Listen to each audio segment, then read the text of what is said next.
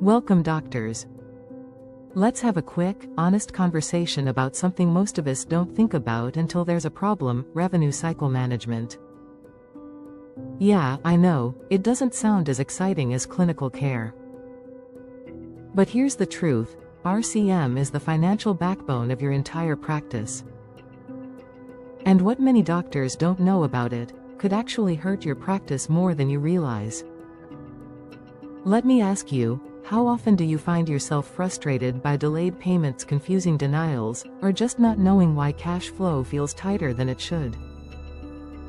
If you're nodding right now, you're not alone. And it's not because you're doing anything wrong clinically, you're probably excellent at what you do. But here's the catch: even the best medical care can't keep a practice alive if your revenue cycle is full of gaps. So why does RCM matter more than most of us realize? Well, it's simple. Without a smooth process from patient registration to reimbursement, you could be facing delayed payments because of coding issues or documentation gaps, missed revenue from unbilled services, or denied claims that no one followed up on, compliance risks that can lead to audits or worse, and let's not forget frustrated patients who get blindsided by unexpected bills, and that frustration, it doesn't just stay with the billing team, it trickles into patient satisfaction and retention too. Here's the thing: most of us never got trained in this stuff.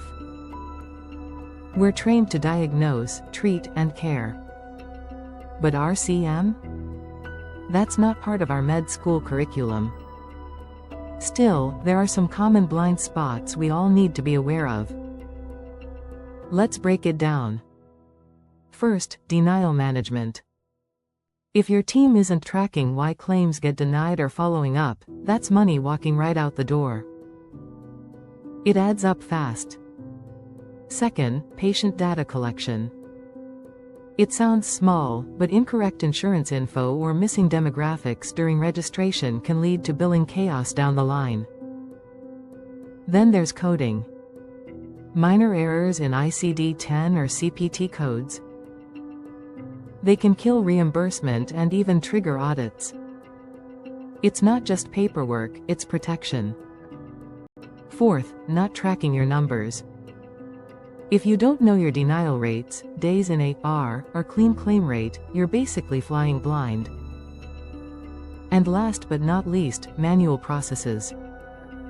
If you're still juggling spreadsheets or outdated systems, that's a huge red flag. Manual means more mistakes and more burnout. So, what happens when these gaps add up? Well, cash flow gets disrupted.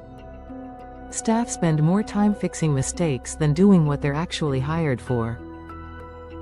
You open yourself up to legal risks. And you miss out on growth, because your energy goes into fixing problems instead of expanding your practice. But don't worry, this isn't a hopeless situation. You don't need to become an RCM expert overnight. But you do need to put the right systems in place.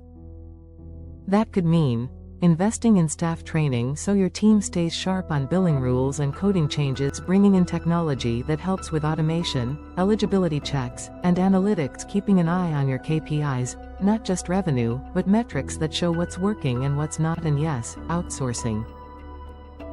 Because sometimes the smartest move is to let experts handle it, so you can get back to focusing on your patients. And one more thing: talk to your patients. Be upfront about costs. Help them understand their bills. A little clarity goes a long way toward trust and satisfaction. So what's the takeaway? RCM might feel like a back office thing, but it affects everything from your bottom line to your patient experience. The good news?